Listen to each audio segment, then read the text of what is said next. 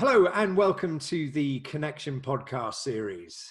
Today we are very fortunate to welcome Bob Seay, who is the VP of Digital Print Solutions at Georgia Pacific. Bob is very well known within the industry, having previously worked at HP. He's now transitioned across to Georgia Pacific, where he's working within the Hummingbird division. Bob, it's absolutely fantastic to have you with us. Thank you for joining us. It's very newsworthy at the moment. You guys have put out the announcement about the investment in your third digital preprint press, the T1190. So Bob, welcome. Maybe you could start with just a little bit of background as to some of the reasons why you felt that the growth in digital printing was so exciting and saw you jumping, as I say, from one side of the fence to the other. Sure. Hey, thanks for having me, David. Dan. So look, digital is, it's been my bread and butter for years here, and I've enjoyed it. Georgia Pacific started with a T400 out of color box, and it kind of fit with the litho assets and the asset trades, and so that was a good place to get started and kind of figure out what they were doing. When the T1100 came out, they put a T1100 in Westchester, Ohio, right next to a sheet feeder, which allowed a lot of interesting learnings and capabilities to kind of come to fruition. And let them also service the entire United States, all of our box plants and sheet feeders, so about 30 plus of these out there. And then also experiment with being able to provide rolls and all to the trade.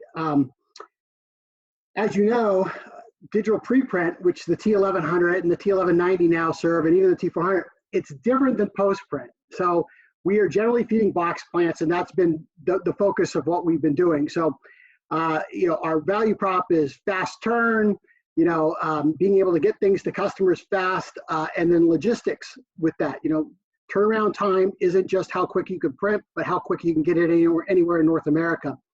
So with our announcement, I'm really excited that now we have a east-west kind of layout, and we can hit anywhere in the United States logistically in 1 to 2 days, depending on, the typical shipping logistics of team drivers.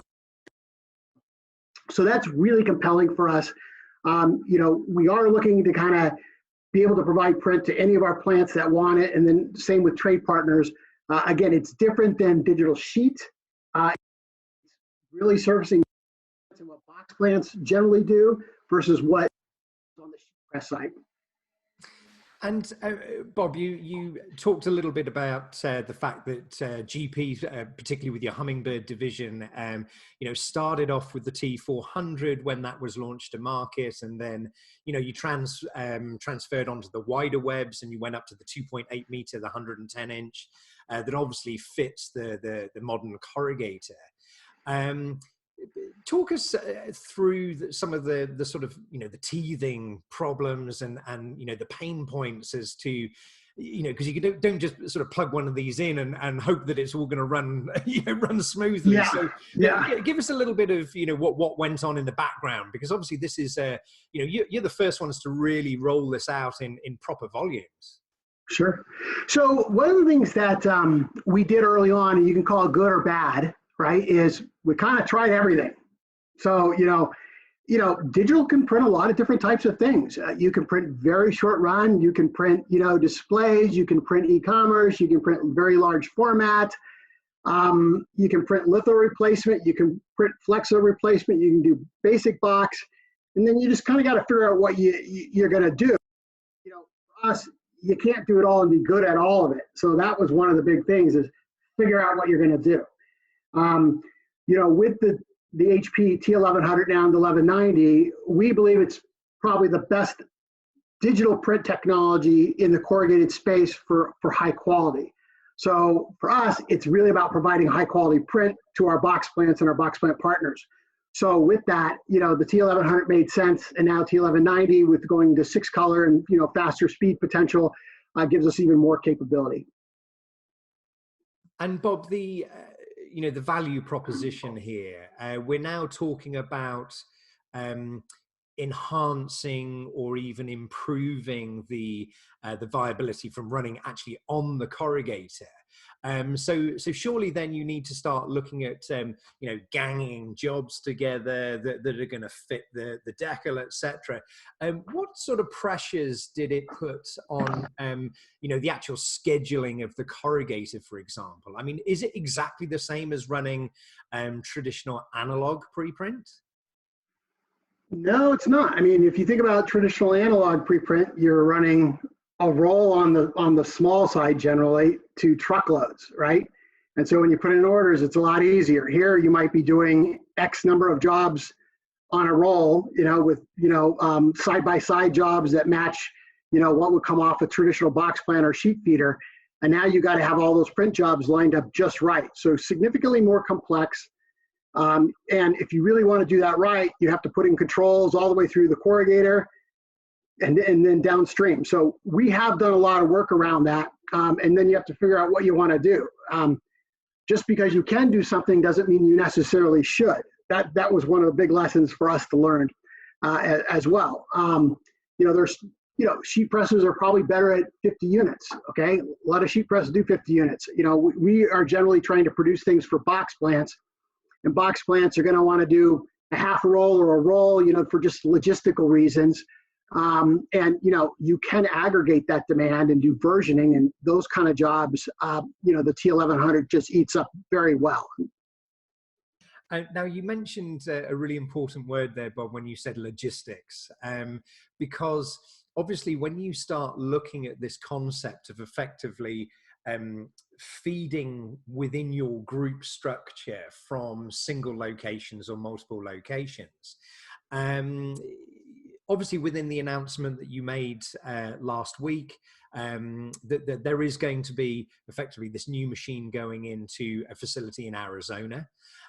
So that's obviously now helping enhance the geographic positioning of this digital preprint. So really, I guess the question is, even though you're digitally pre-printing these liners for your corrugators throughout the US, do you really feel that the real short run stuff, the versioning type, I mean, is that, has that got a good price point on it, or is this digital preprint, better suited for the sort of the mid run length kind of traditional jobs? Yeah, I think the way I generally look at it is look at what's done at a box plant for run lengths, okay? And you're generally going to marry up more with what's done at a box plant with preprint or digital preprint. There's going to be some things that just make more sense on digital sheet presses. It doesn't mean you can't run them this way. You just might want to do it on a digital sheet press. Where it also works with us is when we can aggregate demand and we have the controls all the way out to the corrugator, we can put many jobs on a roll and then send those out to given locations and get the shipping logistics efficiency. Because it's not just time. So time is important, but also shipping logistics dollars are important, right? So both matter. And Bob, let's now look at some of the, the technology behind it. Obviously, HP's been championing true water-based inks. Obviously critical for, because obviously sustainability is properly back on the agenda. I know it sort of slipped down the order table during the COVID lockdown, but sustainability is very much back at the fore. How have your customers reacted to this? Because obviously, true water-based, I mean, is it something you have to talk about a lot with them, or is it very much it's a given, or do they see this as a real game changer for them? Yeah, I think it probably depends, right, on the type of customer and who their customers are. So the product that's going to be in the package, some secondary packaging may or may not care as much about that. A lot of fast-moving consumer goods do care about those kind of things. We get asked for our overall sustainability message, and we'll provide that material to people. And you kind of look at it holistically, but water-based inks is a nice plus versus the alternatives that you could have. So we like being able to position our solution that way on everything we provide across the board. And Bob, when you start sitting down and talking to customers that might already being served by GP, Obviously, you haven't sat down and talked to everyone about digital preprints and the capability, but generally, what's the reaction? I mean, what are the big the big sort of where you put a tick in a box? I mean, for them, is it the turn speed? Is it the sustainability angle? Is it the versioning? What is it that really turns on the customers? Yeah, I mean, look, it's different probably for every customer in every case. So that's the first thing that's kind of important here. But I think an interesting part is, while I love digital, it's just a form of print.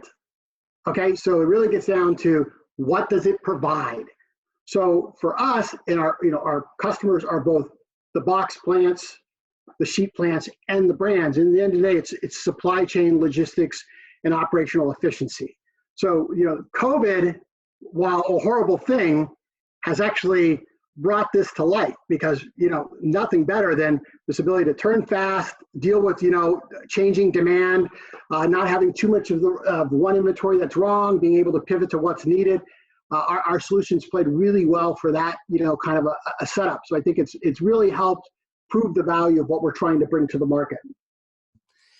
And if we start looking a little bit, 3, 4, 5 years into the run, do you see that the sort of the geographic positioning? So do you feel that digital preprint is a route that you guys are going to follow aggressively now? I mean, do you feel that this is you're setting up your stall? This we will be the go-to digital preprint providers. I mean, is this something that's very much on the agenda for GP and Hummingbird? Yeah, if you ask my team, what I tell them is we're going to be the best and provide the best service. Now, there's plenty of work to be done here. That's the great thing is we can see lots of areas where we can continue to improve, but that is our goal and objective. So wherever that takes us, however much volume, we would like to be able to grow to whatever that is for the market.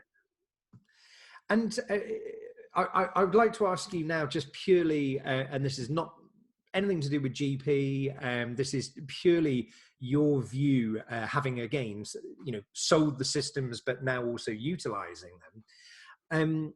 Do you think that the corrugated industry at large is still relatively slow in its adoption process? Because you kind of look at and you say, well, there's a couple of leaders out there who you guys, Tim, DS Smith, you've all implemented this technology.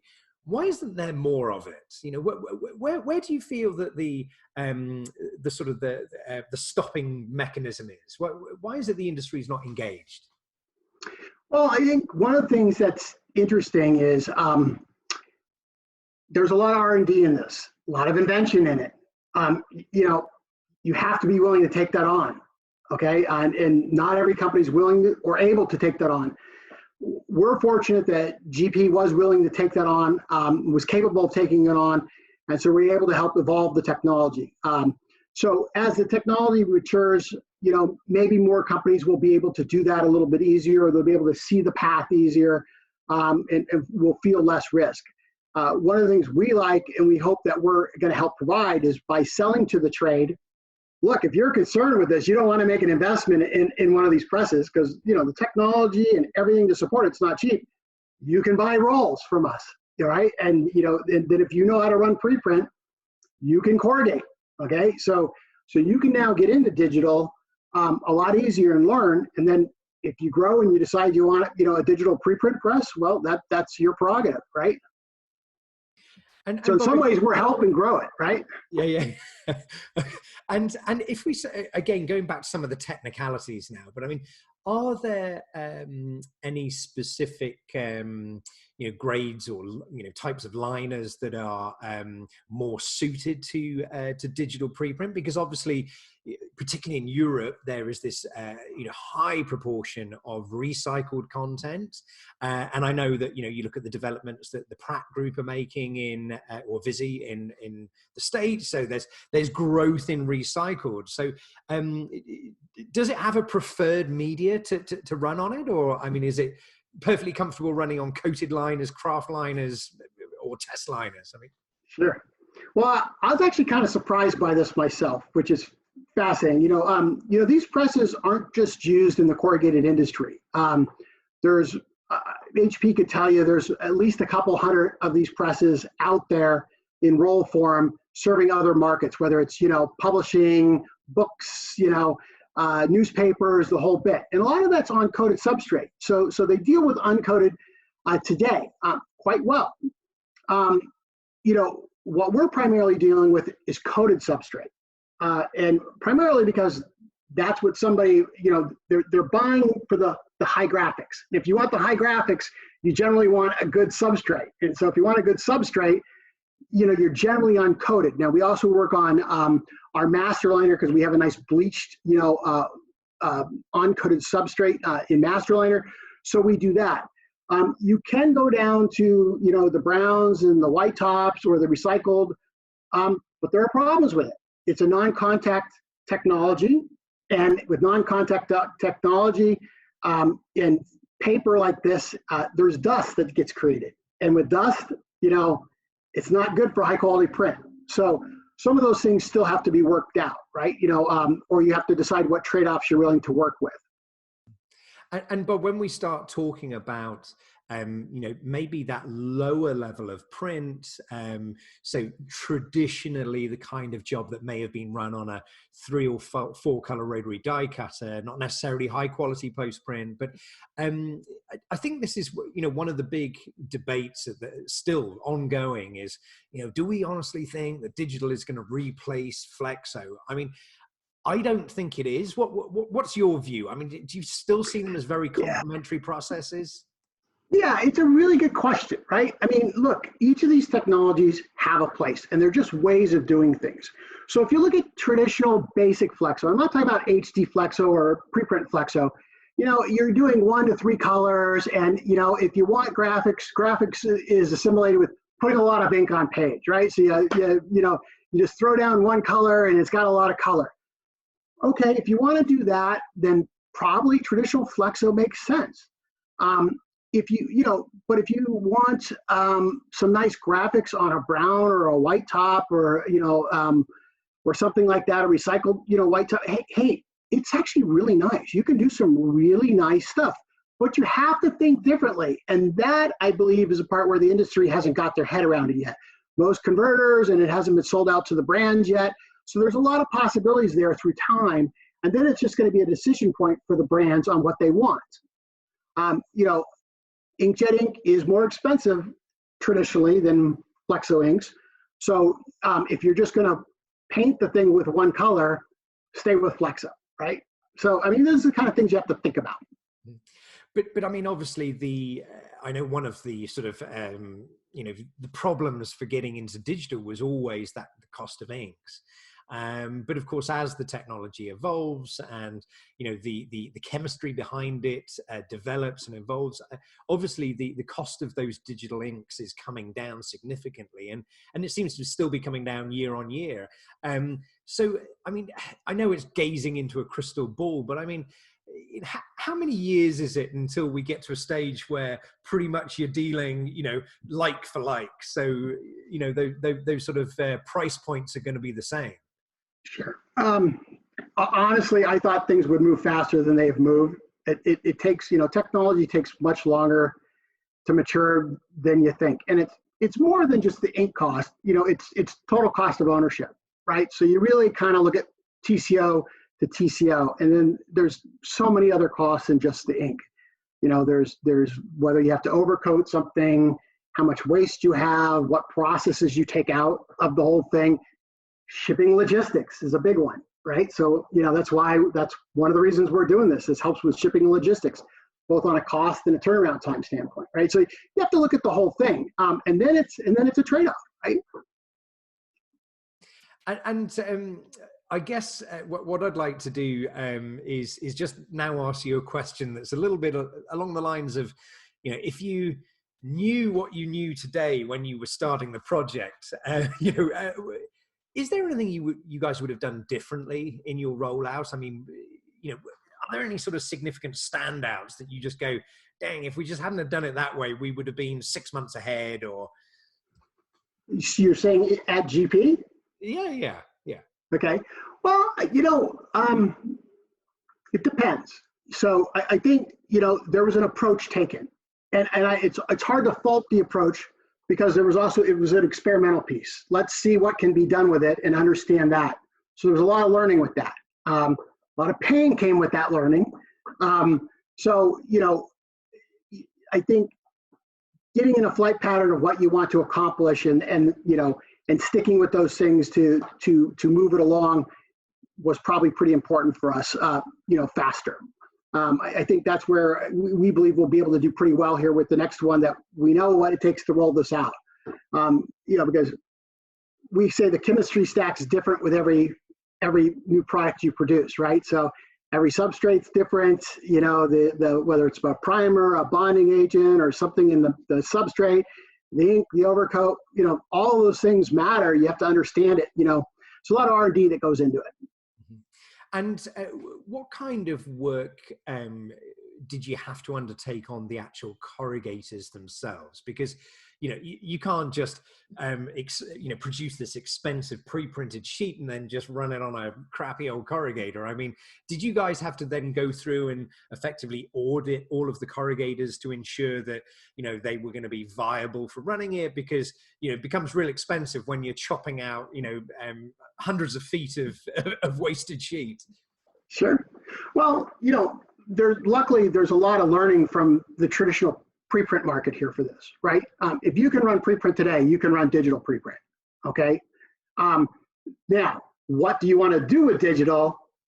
That becomes the next question, because if you want to do really short run, you might need some additional things, right? And, because that waste costs more, you may want to pay a little bit more attention to that waste, right? And because if you're doing short run, waste can add up fast, and now you got a bunch of redos versus a truckload and you just have a little bit of waste and you want to cut it out. So there's a difference. So you just have to think that through. So, we've done some work with other partners. E&L is one of the ones we've worked with that put corrugator controls in for our corrugators.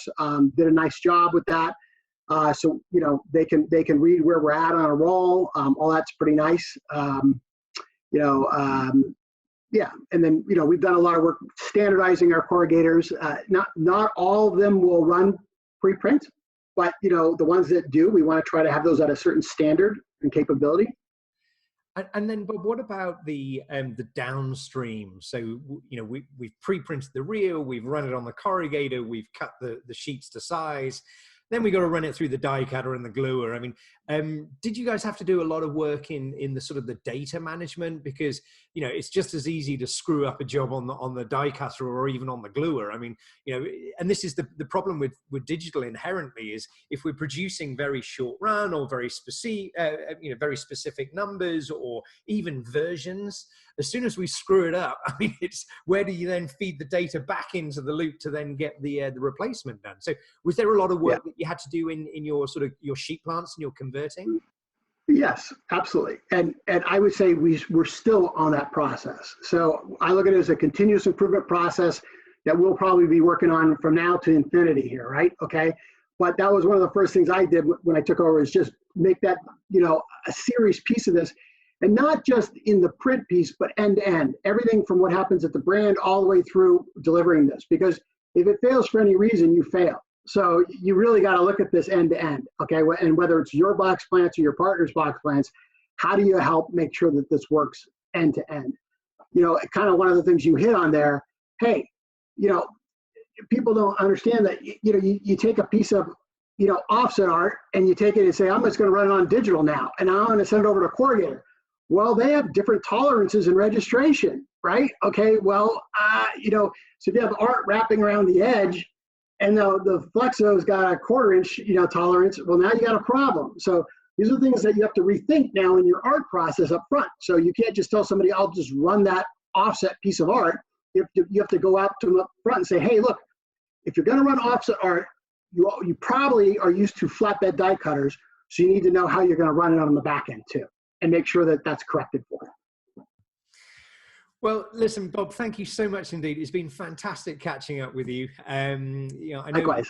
you and I have traveled around the world probably several times, looking at this and talking about this. And, it's absolutely fantastic just, hearing from you as to, you've put it into reality. It is, happening.